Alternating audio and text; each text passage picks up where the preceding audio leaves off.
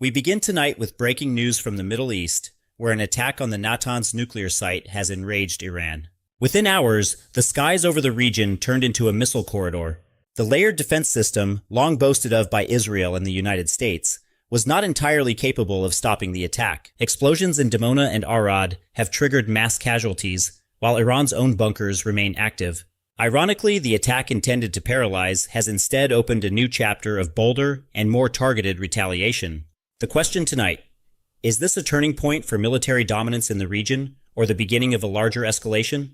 This conflict, dubbed Operation True Promise 4, or OTP 4, did not emerge suddenly. It is a long phase of a shadow war that has now erupted into open confrontation. In fact, 9 days before the major attack occurred, Iran had already sent an official letter to the UN, warning that if they were attacked, all enemy military bases, facilities, and assets in the region would be considered legitimate targets. This means that when the attack finally came, Iran did not see it as a surprise, but as a trigger to execute a pre-prepared plan.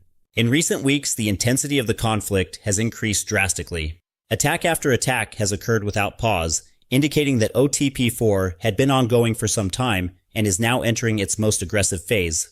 This is no longer just a limited war, but is beginning to move towards an open conflict with the risk of regional escalation. The chronology of this escalation began with systematic attacks targeting Iran's elite. In a short time, 4 important Iranian officials were reportedly killed as a result of a joint operation by the United States and Israel. Prominent figures such as Intelligence Minister Ismail Khatib, Senior Security Figure Ali Larijani, and Boasted Commander Golem Reza Soleimani were among the victims. Lastly, IRGC spokesman General Ali Mohammed Naini was also reported killed in an attack that Iran called a cowardly terrorist act. This attack was not just about eliminating individuals, it was an attempt to sever the chain of command and weaken Iran's internal morale. Ironically, however, the effect was the opposite. Tehran became more solid and more aggressive. The president of Iran even asserted that their path would continue, stronger than before. At the same time, reports emerged that the United States and Israel were beginning to consider a much bolder option: a limited ground invasion into Iranian territory.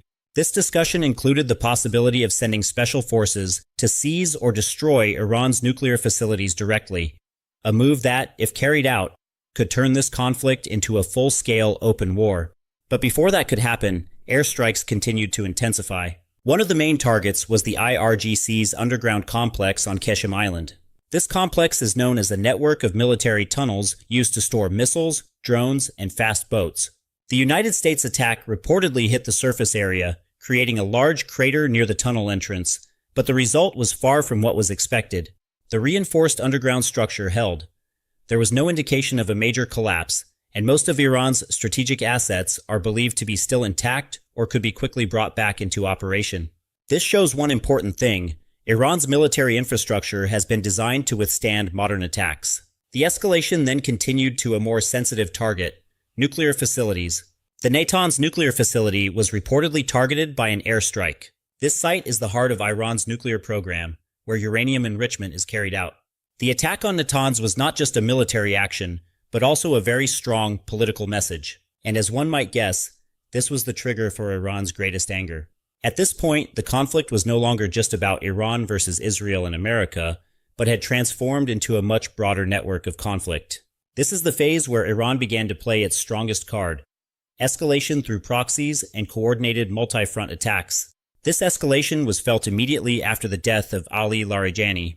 While his death created a power vacuum, Iran moved quickly. In a short time, an emergency leadership structure was formed, with several replacement figures to ensure the command continued to function. This move surprised many because it showed that Iran had already anticipated the worst-case scenario, including the loss of key figures. The impact was clear: there was no pause, no confusion. On the contrary, retaliatory strikes were launched with even higher intensity. These attacks then became part of the subsequent waves of OTP 4, specifically the 71st and 72nd waves. This is where Iran's pattern of warfare appeared increasingly complex. Not relying on just one type of attack, Iran combined drones, ballistic missiles, and simultaneous pressure on various strategic points. The targets were not only Israel, but also American military assets in the region. One of the most significant attacks was against the joint US-UK military base in Diego Garcia. This attack was surprising because the location had always been considered relatively safe and far from the direct reach of the Middle East conflict. The fact that Iran was able to reach a target so far away demonstrates an increase in their missile capabilities in terms of range, accuracy, and destructive power. This was not just a symbolic attack, but a strategic message. There are no more safe zones. On the other hand, attacks against Israel also became more targeted. The city of Dimona, where Israel's nuclear research facility is located, was once again in the spotlight after being hit by a missile that managed to penetrate its air defenses. The explosion that occurred in the vicinity of this area triggered great panic because Dimona is known as the center of Israel's nuclear program, which has always been tightly guarded. Not far from there, the city of Arad also suffered a significant impact. The attack that hit this area caused casualties and extensive damage to buildings. Arad is not an ordinary city. It is known as an area inhabited by many scientists and workers associated with the nuclear facility in Dimona. This gives the attack on Arad both a strategic and a psychological dimension. The impact was not only on physical damage, but also on the perception of Israel's national security. For the first time in this conflict, a region that is highly sensitive both militarily and symbolically felt truly vulnerable. The defense system that had been relied upon was unable to fully withstand the relentless wave of attacks. Moreover, Iran's escalation through proxies and direct attacks shows a change in approach. Whereas before Iran tended to operate in the shadows, they now appear more open and aggressive. The attacks on various points, including American targets, indicate that this conflict has surpassed conventional boundaries. And this is the crucial point. This war is no longer about who attacks first, but about who can endure the longest under the constantly increasing multi-front pressure.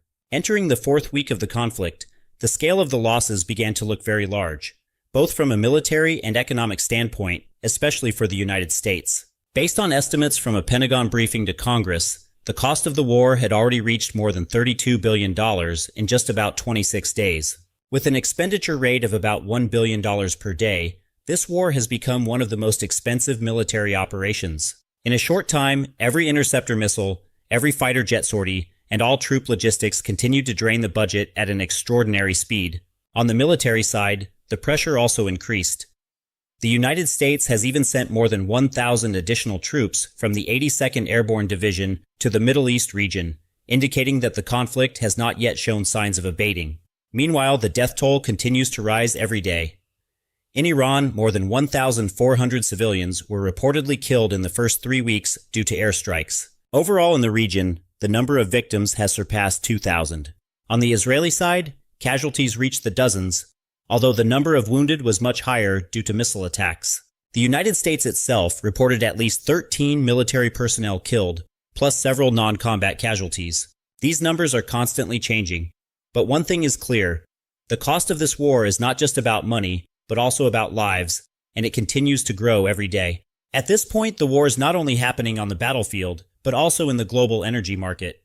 The surge in oil prices has begun to pressure the American economy, sparking discussions about easing sanctions on Iran, a step that was once almost impossible.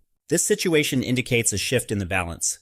Iran is not only surviving, but is also able to apply pressure through economic channels. If this trend continues, the war's endgame scenario could shift. It may not be an absolute military victory, but rather strategic fatigue on the part of Israel and the United States.